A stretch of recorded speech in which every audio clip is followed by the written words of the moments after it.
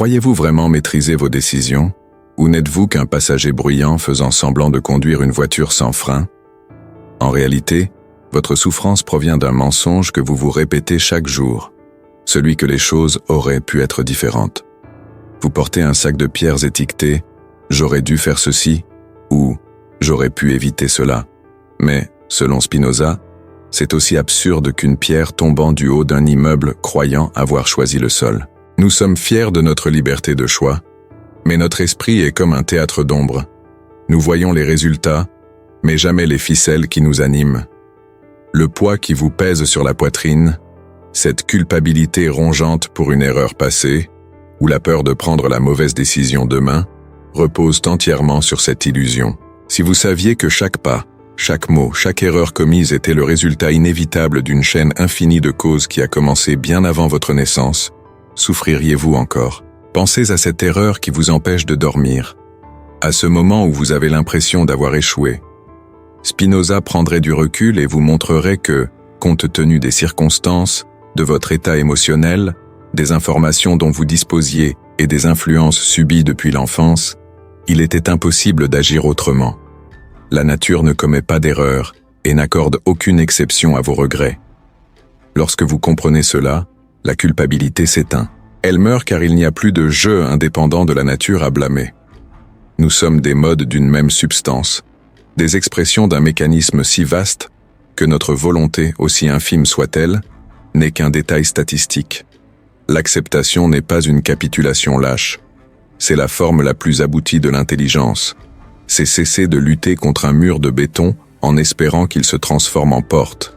Le mur est ce qu'il est. Le passé est ce qu'il a été. Et votre résistance est la seule chose qui vous blesse véritablement. Imaginez-vous dans une salle de cinéma, regardant le film de votre vie.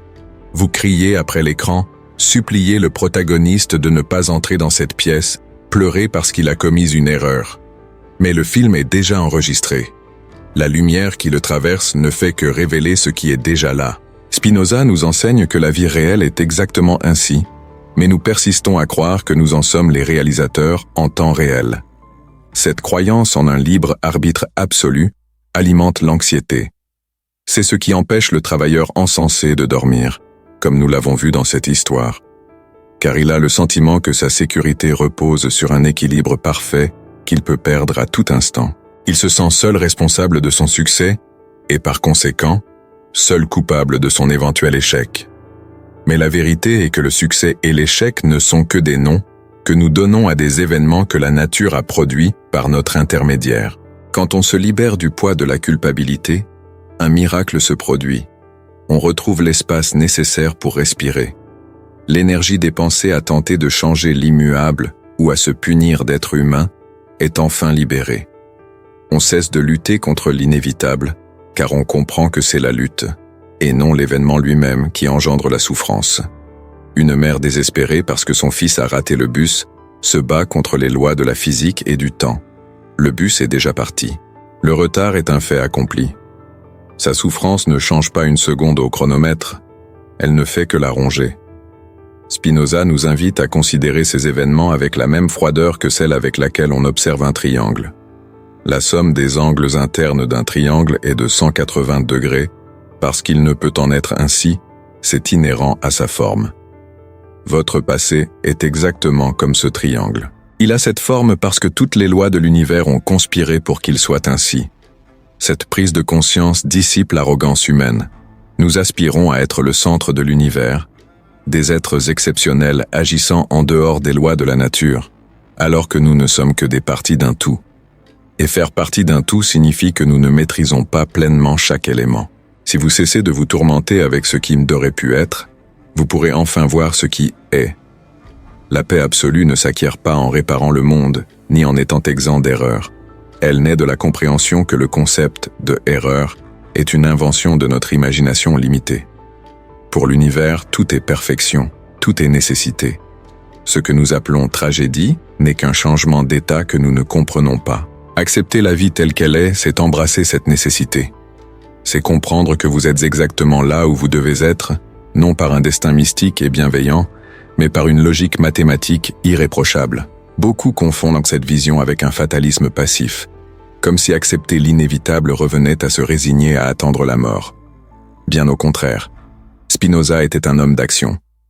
Il savait qu'en comprenant les causes qui nous animent, nous cessons d'en être esclaves. Si je sais que ma peur est due à un souvenir précis ou à une ignorance, je peux agir. Mais je ne peux agir efficacement que si j'accepte d'abord l'existence de cette peur et sa raison d'être. Sans acceptation, point de transformation. Celui qui vit plongé dans la culpabilité est comme un aveugle, tentant de traverser un champ de mines. Celui qui accepte la nécessité des choses retire son bandeau et, pour la première fois, découvre le chemin. Cette liberté spinozienne est la récompense de ceux qui ont le courage d'admettre leur propre petitesse. C'est le soulagement de celui qui abandonne une valise pleine de pierres au milieu du désert, car il a compris qu'il n'en avait jamais eu besoin. La culpabilité est la plus grosse de ces pierres. C'est le poison que nous buvons en espérant que le passé change. Mais le passé est un bloc de granit inébranlable. Votre esprit, en revanche, est fluide. Si vous modifiez votre perception de votre propre volonté, vous brisez les chaînes de cette prison mentale décrite par Yogananda. Vous cessez d'être le prisonnier qui fixe les barreaux et devenez celui qui réalise que la cellule n'a jamais été verrouillée. Car le geôlier et le prisonnier ne font qu'un, votre imagination. En éliminant l'idée que vous êtes un Dieu capable de modifier l'ordre éternel des choses, vous devenez enfin humain. Un humain puissant et conscient, et surtout, en paix. Vous cessez de vous juger et de juger les autres. Comment haïr quelqu'un ou vous-même si vous comprenez que chacun agit simplement en fonction des causes qui l'ont façonné? La compréhension remplace le jugement. La clarté remplace l'angoisse. Le poids disparaît. Et alors, libéré de ce fardeau imaginaire, vous pouvez enfin affronter l'avenir sans les mains tremblantes de celui qui se croit responsable du monde. Après tout, si le passé était un dessein inéluctable des causes, qu'est-ce qui garantit que demain sera différent ou que nous ayons une véritable raison de le craindre? Mais si c'est la peur de ce qui n'est pas encore arrivé qui vous empêche de dormir, d'où vient cette force invisible qui transforme les ombres en véritables monstres dans votre tête? L'anxiété est en réalité le bruit de votre esprit qui tente de combler le vide laissé par ce que vous n'avez pas encore compris. Spinoza nous enseigne que la peur n'est pas une force extérieure qui nous attaque, mais une erreur de perception interne. Imaginez-vous marchant dans une forêt sombre et apercevant soudain un serpent prêt à mordre. Votre cœur s'emballe, la sueur ruisselle sur votre visage et la panique vous envahit. Mais en allumant une lampe de poche, vous réalisez que le serpent n'était qu'un vieux morceau de corde gisant au sol. La peur a disparu instantanément dès que la lumière a touché l'objet. Qu'est-ce qui a changé? La réalité de la corde est restée la même. Ce qui a changé, c'est votre compréhension de celle-ci. La peur est précisément cela, une ombre projetée par notre ignorance. Tant que nous ne comprenons pas les véritables causes de ce qui nous arrive, nous vivons dans un état de superstition constante, créant des monstres là où n'existent que des phénomènes naturels. Nous passons notre vie à osciller entre deux émotions que Spinoza considère comme des signes de faiblesse, la peur et l'espoir. Il peut paraître étrange de percevoir l'espoir comme quelque chose de négatif, mais réfléchissons-y. L'espoir est l'attente d'un événement heureux, teinté du doute qu'il puisse ne pas se produire. Là où il y a espoir, il y a nécessairement peur, et là où il y a peur, il y a espoir. Ces deux sentiments sont des chaînes qui nous retiennent prisonniers d'un avenir inexistant. L'homme qui aspire à être aimé vit dans la crainte d'être rejeté. La femme qui souhaite conserver son emploi vit dans la crainte d'être licenciée. Ces émotions sont des fluctuations de l'âme qui naissent de notre vision isolée des choses, comme si le hasard régnait en maître. Or, pour Spinoza, le hasard n'existe pas. Ce qui existe, c'est notre incapacité à en saisir le mécanisme dans son ensemble. L'angoisse qui ronge tant de gens est la conséquence directe de notre tendance à prendre l'imagination pour la réalité. S'inquiéter de l'avenir, c'est utiliser son esprit pour créer des scénarios catastrophes. On souffre pour 1000 morts avant même de mourir. Et pourquoi agissons-nous ainsi? Parce que notre connaissance du monde est altérée et confuse. Nous connaissons les effets, mais pas les causes. Nous ressentons la douleur, mais nous n'en comprenons pas l'origine. Nous ressentons le manque, mais nous n'en saisissons pas la nécessité. La peur est la preuve que nous voyons le monde à travers le trou de la serrure. Nous n'apercevons qu'un fragment de l'image et tentons de deviner le reste, en peignant généralement la scène des couleurs les plus sombres. La sortie de cette prison ne passe pas par le courage aveugle, mais par l'intelligence active. Spinoza affirme que la raison est notre seul outil pour une véritable libération. Lorsque l'on commence à s'interroger sur les causes de sa peur, à analyser en profondeur ce qui nous effraie, la peur commence à perdre de son emprise. Une peur comprise cesse d'être une peur. Si l'on comprend que son insécurité financière découle d'une combinaison de facteurs économiques mondiaux, de pression sociale et de traumatismes infantiles, on cesse d'être une victime passive de l'angoisse et l'on devient un observateur conscient de la situation. La compréhension apporte une stabilité qu'aucune promesse de chance ne peut offrir. C'est la différence entre être à la dérive sur un bateau et comprendre les courants marins pour savoir précisément pourquoi le bateau dérive dans telle ou telle direction. Vivre dans l'ignorance, c'est vivre en état de servitude. Spinoza qualifie de serviteurs ceux qui sont ballottés par des causes extérieures qu'ils ne comprennent pas. Si une mauvaise nouvelle à la télévision vous gâche la journée, vous n'êtes pas maître de votre vie. C'est l'information qui vous domine. Si la mauvaise humeur de votre patron vous fait douter de votre valeur, c'est votre ignorance de la nature humaine qui vous asservit. Le savoir nous donne le pouvoir de comprendre que la plupart des choses qui nous affectent n'ont pas le pouvoir de nous détruire, à moins que nous ne le permettions par manque de lucidité. L'esprit humain est capable d'atteindre un tel degré de clarté que les événements extérieurs, aussi difficiles soient-ils, perdent leur capacité à perturber l'essence même de notre existence. Pensez à ces nuits blanches évoquées dans le texte, où le jeune craint l'échec ou la personne âgée regrette ce qui aurait pu être. Tous deux souffrent d'un manque de lucidité. Le jeune ne comprend pas que l'échec n'est qu'une étiquette à poser sur un résultat imprévu, mais plutôt le seul résultat possible compte tenu des circonstances. La personne âgée ne comprend pas que ce qui aurait pu être est une impossibilité physique. La connaissance dissipe ces confusions. Elle nous révèle que la réalité est régie par des lois immuables. La peur ne prospère que dans l'incertitude. Lorsqu'on accepte que la nature obéisse par nécessité, l'incertitude disparaît. Et lorsque l'incertitude disparaît, la peur n'a plus d'endroit où se raccrocher. Souvent, nous nous accrochons à la peur car nous pensons qu'elle nous protège. Nous croyons que si nous cessons de nous inquiéter, quelque chose de terrible se produira car nous aurons baissé notre garde. Mais c'est une illusion de l'esprit primitif. L'inquiétude n'est pas un bouclier, c'est un fardeau qui épuise le soldat avant la bataille. La connaissance, en revanche, est la véritable armure. Ceux qui comprennent la nature des êtres humains, de l'argent, de l'amour et de la perte, ne sont pas surpris par les fluctuations de la vie. Une telle personne devient comme une montagne.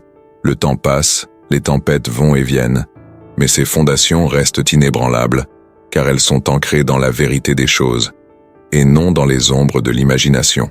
Pour Spinoza, la plus grande satisfaction qu'un être humain puisse éprouver est le plaisir de la compréhension. C'est le moment où les pièces du puzzle s'assemblent et où l'on réalise que l'univers n'est pas un chaos maléfique cherchant à nous anéantir. L'univers est un système parfait de causes. En comprenant cela, on cesse de réclamer des miracles ou de maudire le destin. On commence à regarder la vie avec le regard d'un savant de l'âme. Chaque épreuve devient un objet d'étude, chaque souffrance une clé pour mieux se comprendre.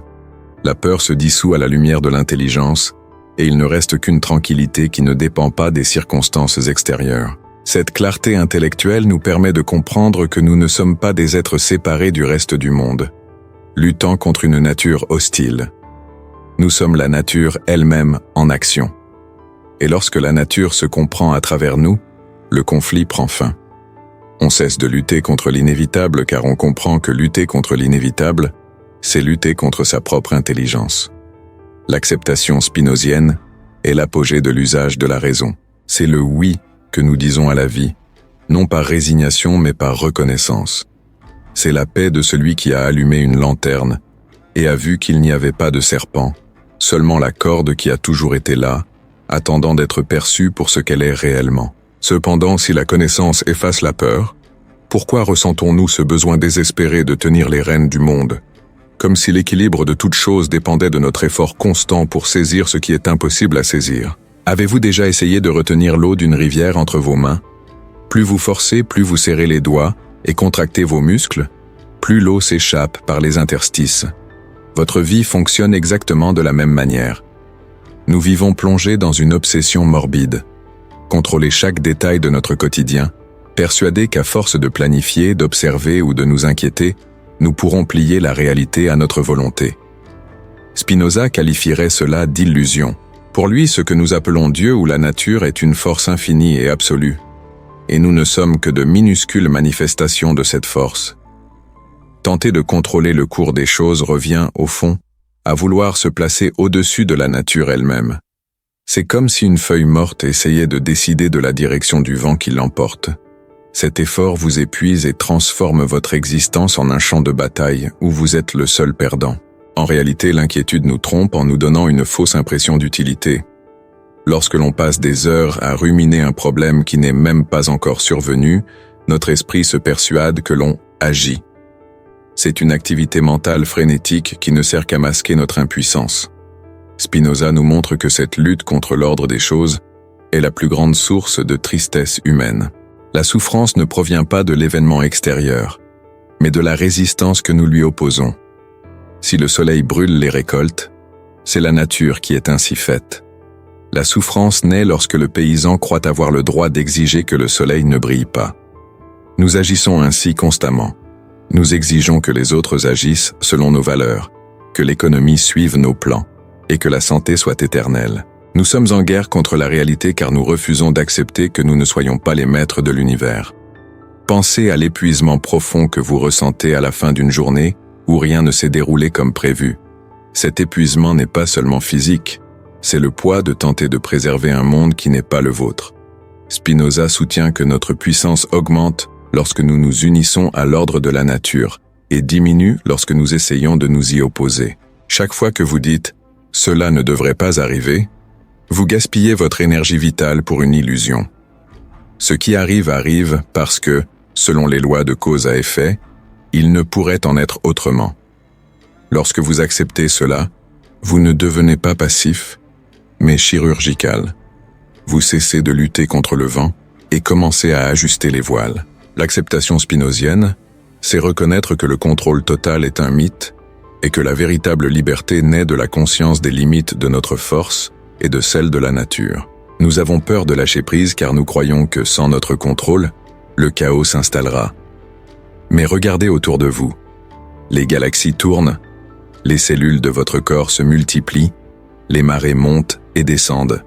Et rien de tout cela n'a besoin de votre surveillance ni de votre anxiété pour fonctionner parfaitement. L'univers est une machine d'ordre absolu, non du chaos. C'est notre esprit qui est chaotique, cherchant à intervenir dans des processus qu'il comprend à peine. Le désir de contrôle est, au fond, l'expression de la peur de l'insignifiance. Nous voulons laisser notre empreinte, nous voulons assurer notre avenir, mais la sécurité n'est qu'une illusion. La seule chose véritablement sûre dans la nature est le changement constant et la nécessité des lois physiques. Lutter contre cela, c'est comme essayer d'arrêter le temps. C'est un combat qui garantit votre souffrance et ne change rien au résultat final. Imaginez le soulagement d'admettre, une fois pour toutes, que vous n'avez de contrôle sur presque rien de ce qui compte à vos yeux. Vous ne maîtrisez ni l'opinion des autres, ni la longévité de vos proches, ni les crises que traverse le monde. Cela peut paraître effrayant au premier abord, mais c'est la porte d'entrée vers une paix absolue. Spinoza nous invite à l'humilité intellectuelle. Reconnaître notre place dans le tout. Lorsque vous cessez de vous percevoir comme un petit roi tentant de protéger son château de sable des flots, et que vous commencez à vous voir comme faisant partie intégrante de ces flots, le conflit disparaît. Vous cessez de vous sentir agressé par la vie. La vie ne s'abat pas sur vous, elle se déroule, tout simplement, et vous participez à ce processus au même titre que le soleil ou la pluie. Ce changement de perspective transforme votre façon d'agir. Celui qui veut tout contrôler est constamment tendu, sur ses gardes, prêt à s'effondrer. Celui qui comprend la nécessité de la nature est détendu et attentif. Il agit plus efficacement, car il n'est pas aveuglé par l'obsession d'un résultat précis. Si vous faites de votre mieux au travail mais que vous êtes licencié à cause d'une crise économique, le contrôleur sombre dans la dépression, car il a le sentiment d'avoir échoué dans sa mission de maintenir l'équilibre. Le Spinozien, lui, comprend que ce licenciement est dû à des causes indépendantes de sa volonté et, au lieu de gaspiller son énergie à se lamenter, il observe la nouvelle réalité et agit en fonction de sa force retrouvée. Il ne lutte pas contre le fait, il l'accompagne. La nature n'est pas cruelle. Elle est simplement indifférente à nos désirs individuels. La foudre ne frappe pas pour punir qui que ce soit. Elle frappe parce que les conditions physiques nécessaires sont réunies. De même, les événements de votre vie ne sont pas des persécutions personnelles. Lorsque vous renoncez au désir de contrôle, vous renoncez aussi au rôle de victime. Vous cessez de vous demander « Pourquoi cela m'arrive-t-il ?» et commencez à vous demander « Que se passe-t-il ?» Cette curiosité intellectuelle est ce qui nous libère de l'esclavage des émotions. Nous devenons libres non pas lorsque nous faisons ce que nous voulons, mais lorsque nous comprenons pourquoi les choses sont ainsi. La véritable autonomie consiste à agir en harmonie avec les lois universelles, et non à tenter de les enfreindre pour un gain personnel. Le contrôle est un courant éphémère qui vous enferme dans un champ des possibles restreints. L'acceptation de la nature, en revanche, est l'océan tout entier. Lorsque vous cessez de lutter, vous retrouvez la force du fleuve. Vous cessez de gaspiller votre vie dans une tension constante qui ne fait qu'engendrer rides et maladies. L'inquiétude est le prix à payer pour une autorité qui nous est étrangère. Si vous n'avez pas le pouvoir de changer le cours des astres, pourquoi vous tourmenter comme si le destin du monde reposait entre vos mains? Lâchez prise. Laissez la nature être ce qu'elle est, afin de pouvoir enfin être ce que vous êtes. Une expression vibrante, puissante et consciente de quelque chose de bien plus grand. Mais si lâcher prise nous semble être la fin de tout ce que nous connaissons, comment pouvons-nous transformer cette acceptation en une véritable force qui nous propulse vers le haut, au lieu de nous laisser sombrer dans l'inertie? 4. L'affection de la joie comme outil de libération. La plupart des gens pensent que le bonheur est une récompense obtenue après avoir résolu tous ses problèmes, mais Spinoza renverse cette logique. Pour lui, la joie n'est pas le fruit de la paix. Elle est l'arme même du combat qui engendre cette paix. On nous a appris à croire que la souffrance nous rend plus profonds, que l'inquiétude témoigne de notre responsabilité et que la tristesse face à une perte est une preuve d'amour. Mais la vérité est que dans la philosophie de Spinoza, la tristesse est toujours une chute. Chaque fois que l'on se laisse abattre, chaque fois que le découragement nous envahit ou que la mélancolie s'installe, notre capacité d'agir diminue. On devient plus petit, plus faible et plus vulnérable aux circonstances. La joie, au contraire, est un accroissement de notre force vitale. C'est lorsque notre corps et notre esprit deviennent plus aptes à influencer le monde et à être influencés par lui de manière positive. Par conséquent, être joyeux n'est ni un luxe, ni une futilité. C'est un acte de résistance et le seul véritable moyen de se libérer de l'esclavage mental. Imaginez votre esprit comme un territoire disputé. D'un côté se trouvent les passions douloureuses, la peur, l'envie, le regret et l'anxiété. Ces émotions agissent comme des parasites qui vous vampirisent. Lorsque vous êtes triste, vous perdez en lucidité, en créativité et en volonté d'agir. Vous devenez l'ombre de ce que vous pourriez être. Spinoza explique qu'il n'y a qu'un seul moyen d'expulser une émotion négative de votre esprit, par une émotion positive plus forte. On ne surmonte pas la peur simplement en y réfléchissant logiquement. On la surmonte en cultivant une joie si intense que la peur n'a plus la moindre prise. C'est une substitution d'énergie. La joie de Spinoza est le carburant qui vous permet d'affronter la vie telle qu'elle est, sans être écrasé par le poids de la réalité. C'est ce sentiment d'accomplissement qui naît lorsqu'on comprend une vérité difficile ou lorsqu'on réalise quelque chose qui élargit notre potentiel. Cette joie n'a rien à voir avec l'optimisme toxique qui nous entoure et qui nous enjoint de sourire alors que tout s'écroule. La joie de Spinoza est intellectuelle et active. Elle naît de la connaissance. C'est le plaisir que nous ressentons lorsque nous cessons d'être passifs et devenons les artisans de nos propres actions. Lorsque l'on comprend les lois de la nature et que l'on perçoit sa place dans l'univers, une profonde satisfaction surgit, une forme de contentement qui ne dépend pas des circonstances extérieures favorables. Si notre bonheur dépend des louanges, notre joie est fragile et à la merci d'autrui. Mais si notre joie provient de la compréhension de notre propre force et de la beauté de l'ordre des choses, nul ne peut nous l'enlever. Nous devenons alors le moteur de notre propre équilibre émotionnel. C'est pourquoi la joie est libératrice. Elle brise notre dépendance au monde extérieur pour nous sentir bien. On éprouve souvent de la culpabilité à rechercher la joie dans les moments difficiles, comme si le bonheur était un manque de respect envers la souffrance d'autrui ou envers nos propres problèmes. Mais songez à l'impact qu'une personne rongée par la tristesse a sur son entourage. Elle n'apporte aucune aide.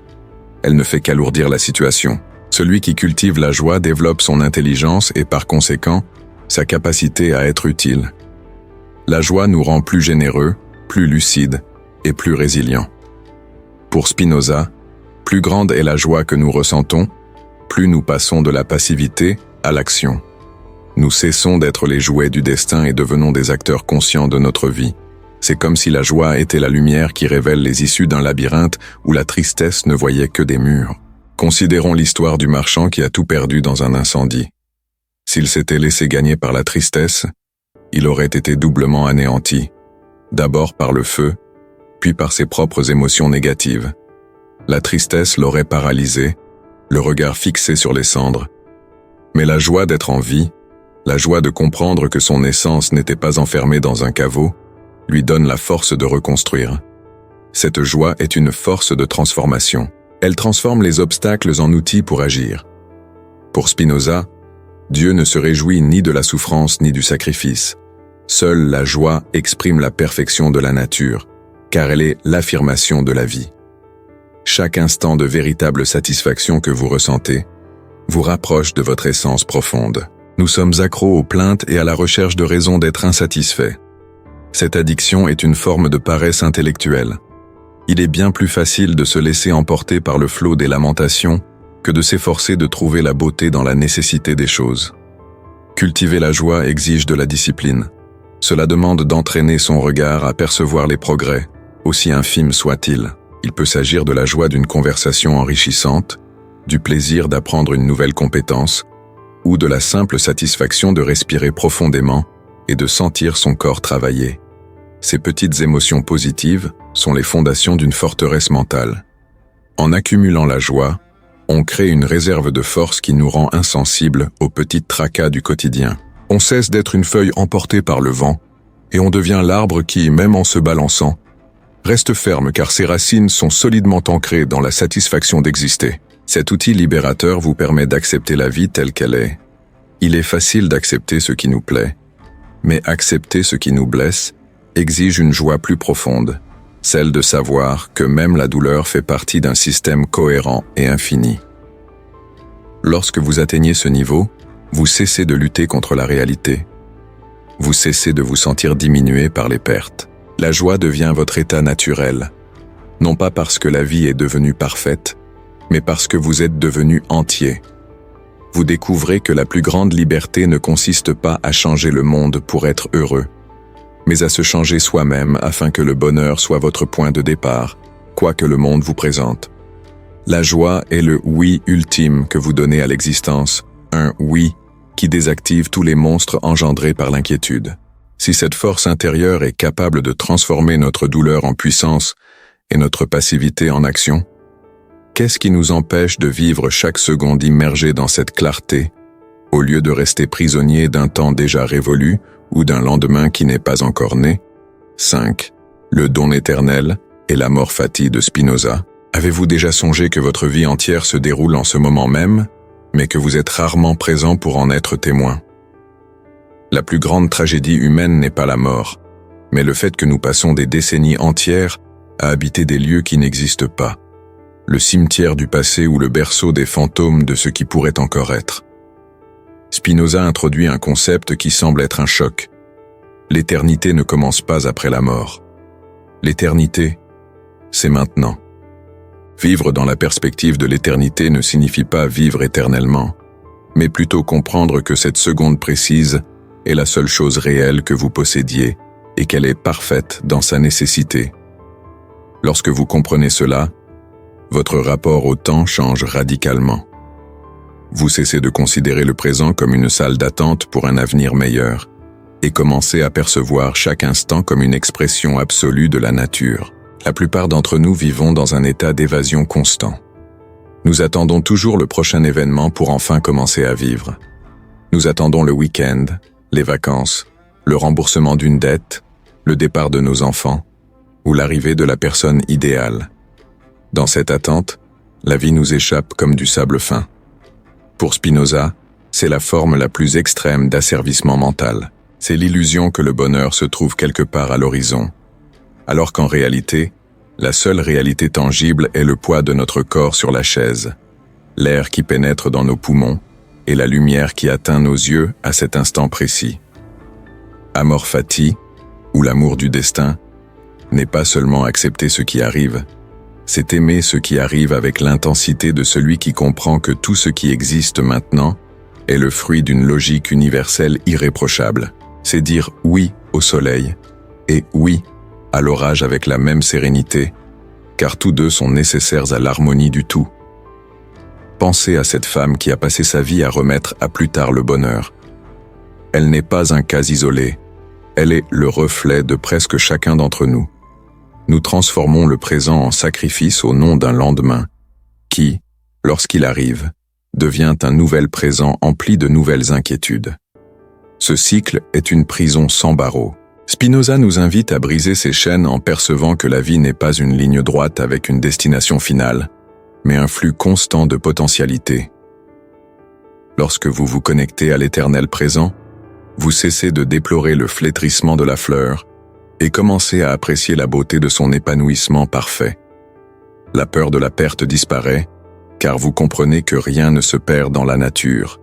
Tout se transforme. Ce que vous êtes maintenant est le fruit de tout ce que l'univers a été jusqu'à présent. Et cela est trop précieux pour être gaspillé en angoisse concernant l'avenir. Aimer son destin, c'est embrasser la réalité sans filtre, sans les mensonges de notre imagination. Souvent, nous nous créons une image idéalisée de ce que notre vie devrait être, et nous passons notre temps à souffrir, car la réalité ne correspond pas à ce modèle. Spinoza nous dit que ce modèle est une fiction. Seule la réalité existe. Si vous êtes confronté à une épreuve, cette épreuve est votre réalité nécessaire. C'est la combattre mentalement. Souhaiter qu'elle soit différente, qui engendre la souffrance. En embrassant le présent, vous cessez de lutter contre les faits et vous commencez à les apprivoiser. Vous découvrez alors une paix profonde, celle d'être simplement qui vous êtes, là où vous êtes, sans masque ni regret. Ce lien avec l'instant présent nous confère une véritable immortalité intellectuelle. Celui qui vit pleinement le présent ne craint pas la mort, car il a déjà fait l'expérience de l'éternité à chaque instant de lucidité. Il comprend qu'il fait partie d'une substance infinie. Pour Spinoza, nous ne sommes pas des êtres isolés, nés et morts dans le vide.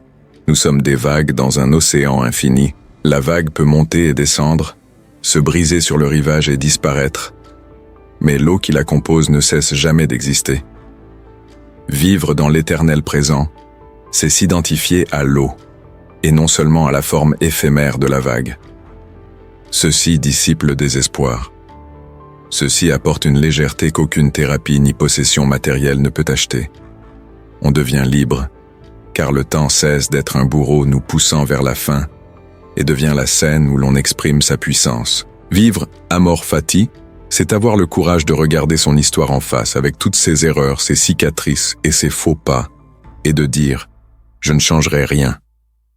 Non pas parce que vous êtes parfait, mais parce que chaque détail a été essentiel à la construction de votre conscience actuelle. C'est un état de gratitude rationnelle. C'est comprendre que même la douleur a été le guide qui vous a conduit à cette compréhension. Lorsque vous cessez de lutter contre l'inévitable et que vous acceptez la vie telle qu'elle est, vous cessez enfin de simplement survivre et commencez à vivre pleinement. La résistance s'éteint, les conflits intérieurs se dissolvent et il ne reste qu'une présence vibrante et silencieuse. Vous devenez maître de votre propre perception, quelqu'un que les tempêtes extérieures ne peuvent ébranler, car vous portez en vous le calme de celui qui a compris les lois de l'univers. Voici l'ultime invitation de Spinoza. Éveillez-vous à l'instant présent. Cessez de courir après une paix que vous croyez à venir. La paix absolue se cache sous le voile des pensées qui tentent de vous en éloigner. Si vous parvenez à faire taire un instant le tumulte de l'espoir et de la peur, vous sentirez la force de l'éternité vibrer en vous. vous découvrirez que vous n'avez jamais rien désiré de plus que ce que vous possédez déjà et ce que vous êtes déjà. La vie, c'est maintenant. Le destin, c'est cet instant. Et l'amour de cette réalité est la seule clé qui ouvre toutes les portes de la liberté. Si ce voyage au cœur de la pensée et des enseignements de Spinoza sur la paix absolue a trouvé un écho en vous, sachez que ce n'est que le début d'une transformation bien plus profonde que nous pouvons construire ensemble. Le savoir est comme une graine qu'il faut arroser pour qu'elle s'épanouisse, et sur cette chaîne, nous explorons les plus grands esprits de l'histoire pour vous donner les outils essentiels à une vie épanouie et libre. Pour ne rien manquer de nos prochaines explorations approfondies de la philosophie et de la psychologie, qui changeront votre vision du monde, abonnez-vous dès maintenant et activez les notifications. Votre commentaire ci-dessous est important. Dites-nous quelle idée vous a le plus marqué aujourd'hui. N'oubliez pas de liker cette vidéo si elle vous a apporté des éclaircissements et partagez-la avec une personne de votre entourage qui se sent prisonnière de ses soucis. Continuez à explorer les autres vidéos de la chaîne pour nourrir votre esprit. À bientôt.